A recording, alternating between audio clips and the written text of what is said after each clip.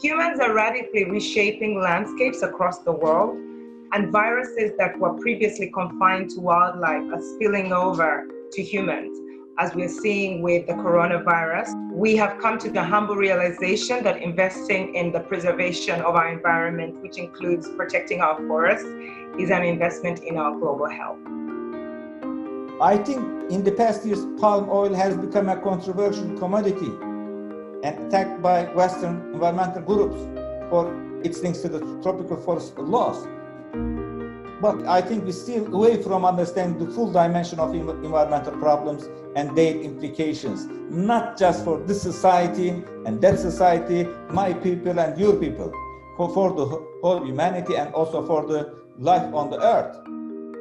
The ban on palm oil or the phasing out of palm oil for biofuels will lead to higher biodiversity losses elsewhere.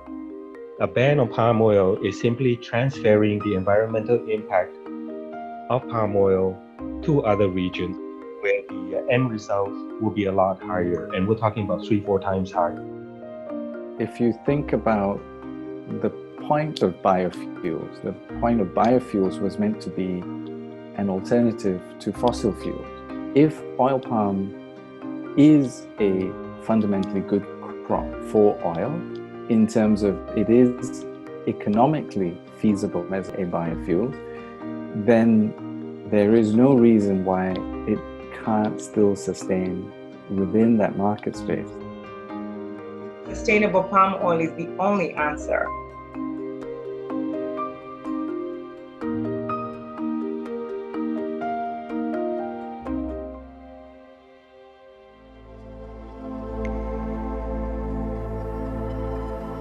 If you really look at the causes of emissions today and what's leading to deforestation of tropical forests in South America or even in Africa, it's got nothing to do with palm oil. It's all got to do with beef and the soy that's grown for it.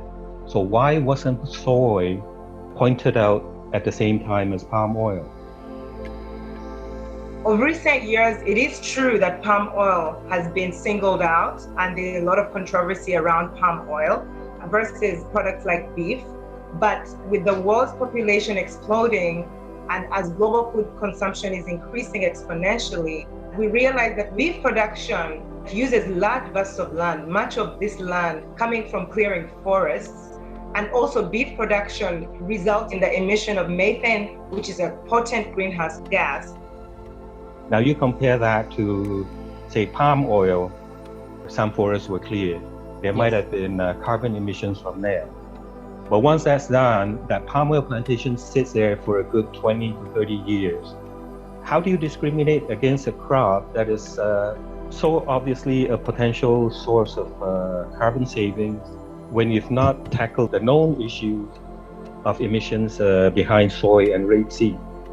If we are to address the issue of deforestation in any commodity, one has to decouple it and find a way to get into the very core of it, which is what is the economic driver for it? And then how do we influence that economic driver so that there is an incentive for forest conservation as opposed to converting forests into something else? This is why we environmentalists fight for a more humane and life-centered and future-oriented sustainable development model. It is time to perceive the whole planet as an interacting system and come up with new and creative solutions for social and economic and political problems, not just blaming this one or that one. We have to understand the problem in its context.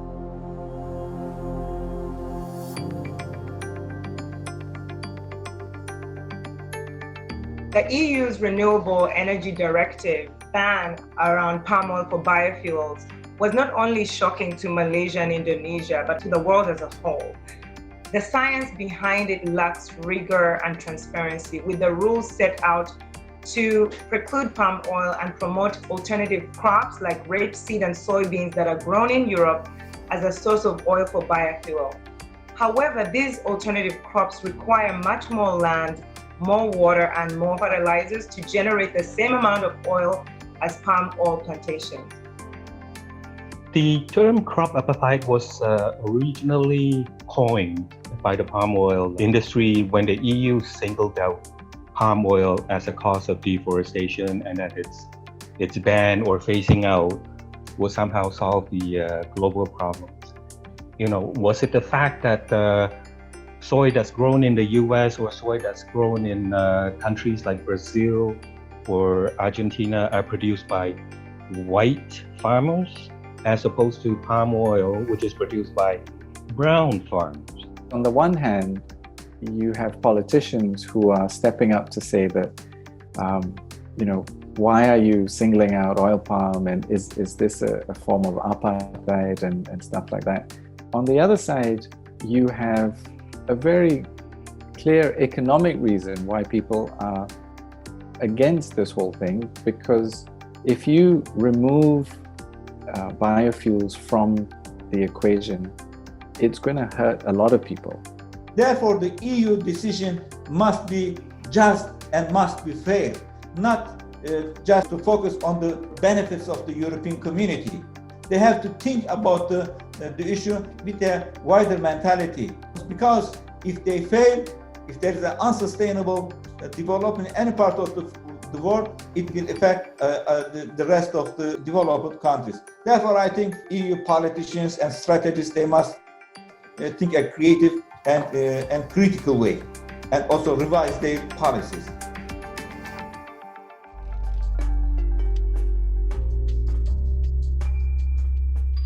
I want to remind the definition of sustainability: development which meets the need of current generations without compromising the ability of future generations to meet their own needs. As far as I know, the Malaysian model is a sustainable model. Most of these companies that are producing palm oil are legacy companies that were formed post-colonialism, but with the banning of palm oil and the EU directive on palm oil, it's a big threat to smallholder farmers.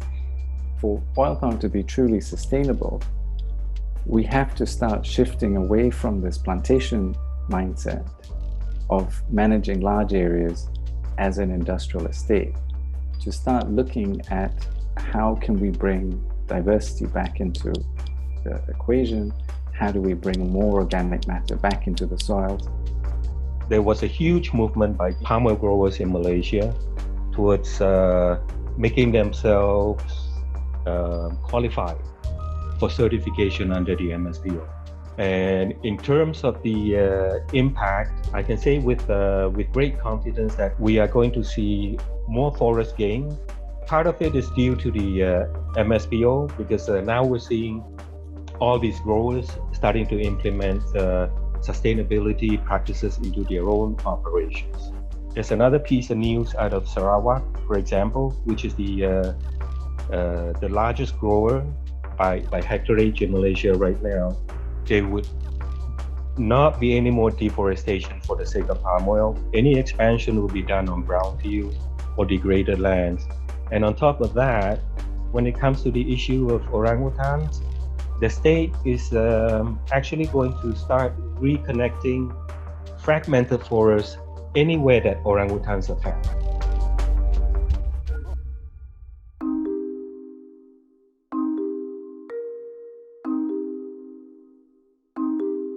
I think it's great that Malaysia has been able to demonstrate some of its policies towards protecting existing forests, their main parks and major forests, which are for forest conservation. I think these are clearly in place.